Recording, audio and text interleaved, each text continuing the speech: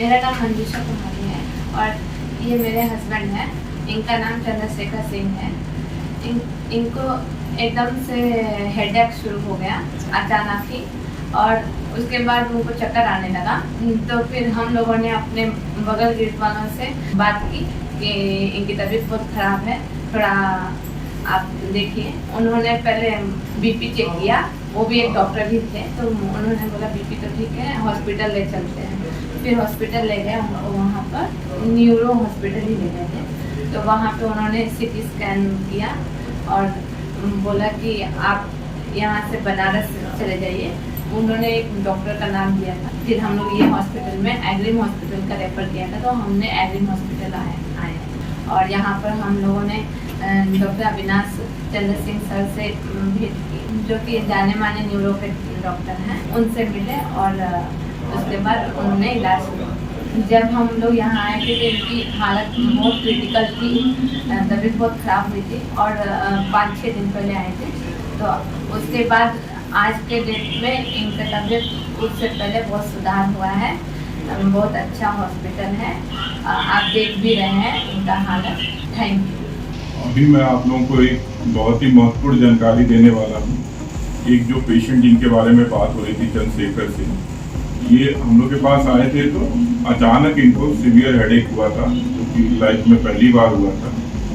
तो मैं यही बताना चाहूँगा, हम लोग स्ट्रोक के बारे में बहुत अवेयर करते रहे हैं। स्ट्रोक का एक बहुत ही मेजर सिम्टम ये भी है कि अगर अचानक आपको सर में दर्द हो या चक्कर आए या उल्टी हो, और कई बार लोग बेहोश भी हो जाते हैं, तो भी स्ट्रोक होने का चांसेस होता है। और ये स्ट्रोक अलग भाषा में होता है, इसको बोलते हैं हेमरेज, जो कि ब्रेन के कवरिंग और ब्रेन टिश्यूज के बीच में हो जाता है। इसको हम लोग मेडिकल टर्मिनोलॉजी में बोलते हैं सब आर्कनॉइड हेमरेज। ये हेमरेज क्यों होता है?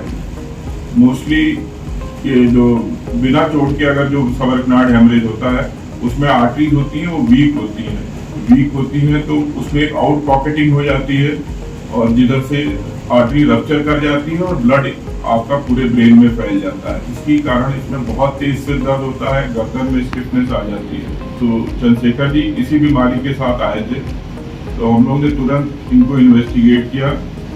सीटी एंजियो हुआ ब्रेन की नसों को देखने के लिए, जिसमें इनको आर्टरी में एन्यूरिज्म मिला, एकॉम एन्यूरिज्म। उसके बाद इस बीमारी में या हर स्ट्रोक के पेशेंट्स में समय की बहुत ही महत्व होता है। टाइम जितना जल्दी आप इसकी बीमारी का इलाज करेंगे, उतना अच्छा आउटकम आने का चांस होता है और कॉम्प्लिकेशंस होने के चांस नेग्लिजिबल हो जाते हैं। सब आर्कनॉइड हेमरेज में ये एक परेशानी है कि इसमें कॉम्प्लिकेशंस होने के चांसेस बहुत ज़्यादा होते हैं और तुरंत होने के चांसेस होते हैं। विद इन 1 to 2 डेज से 1 हफ्ते तक इसमें कॉम्प्लिकेशंस बढ़ने के चांसेस हो सकते हैं, जिसमें कि फिर से ब्लीड हो सकती है, री रप्चर हो सकता है, या फिर जो ब्लड लीक किया है ब्रेन में, उसके कारण आर्टरी स्पाज्म में चली जाती है। स्पाज्म में चली जाती है तो कुछ ब्रेन टिश्यूज उसके कारण डैमेज हो सकते हैं, जिससे जब उसमें ब्लड नहीं जाता है, तो ये सारे कॉम्प्लिकेशन हो सकते हैं। इसके लिए हम लोग ने इनको बहुत टाइमली सीटी एंजियो किया और उसके बाद इसका जो एन्यूरिज्म आया उसका इलाज किया गया, जो कि अग्री में हमारी बहुत अच्छी न्यूरोलॉजी की टीम है, जिसमें मैं हूँ, साथ में इंटरवेंशनल न्यूरो रेडियोलॉजिस्ट डॉक्टर अपूर्व है। तो मैं डॉक्टर अपूर्व शर्मा, न्यूरोवेस्कुलर इंटरवेंशनल रेडियोलॉजिस्ट।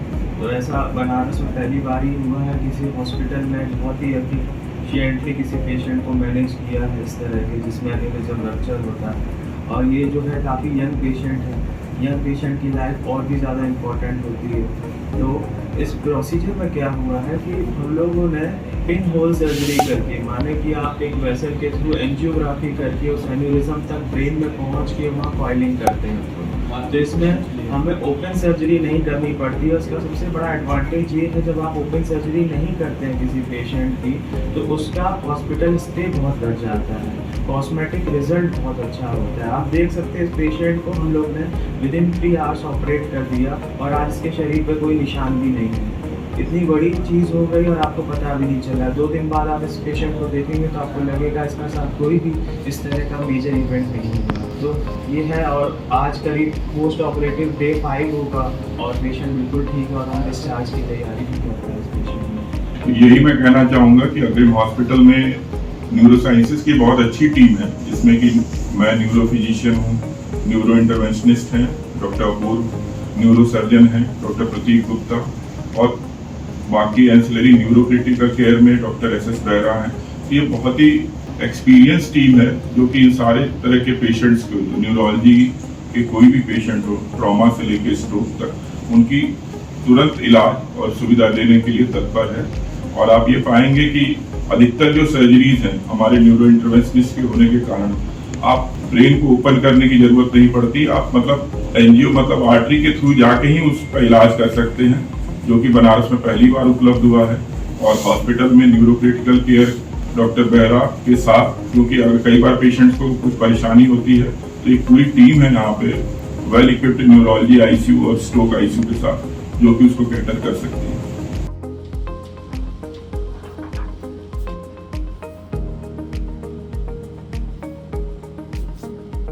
सीटी एंजियो का इस पेशेंट का, जिसको इकोम एन्यूरिज्म, ये देख सकते हैं आउट पाउचिंग है वेसल का, जो बैलून जैसा एक दिख रहा है यहाँ पे। तो यही वो रीजन है जहाँ से ब्लड वेसल फटती है।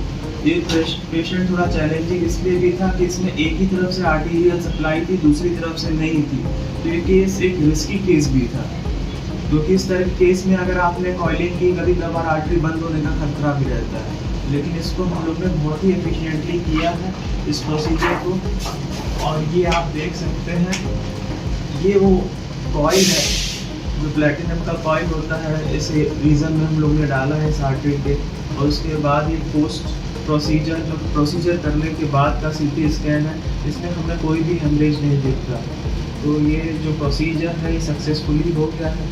और ये हम लोग तुरंत ही इमेजिंग करके चेक भी कर लेते हैं टेबल पे ही कि पेशेंट ठीक है कि नहीं, हमारा प्रोसीजर हुआ कि नहीं। उसके बाद हमारे पास बैकअप टीम में न्यूरो सर्जन भी हैं। मान लीजिए कि एक प्रोसीजर किसी भी तरीके से अगर मान लीजिए प्रोसीजर कंप्लीट नहीं हो पाता है तो दूसरा प्रोसीजर कुछ करना पड़ता है, तो हमारे पास बैकअप में न्यूरो सर्जन है और उसके साथ में एक एफिशिएंट एनेस्थीसिया की टीम है, क्योंकि न्यूरो एनेस्थीसिया बहुत ही इंपॉर्टेंट है पोस्ट प्रोसीजर केयर में। और इसीलिए हमारा आज पेशेंट प्रॉपरली इम्प्रूव कर पाया है।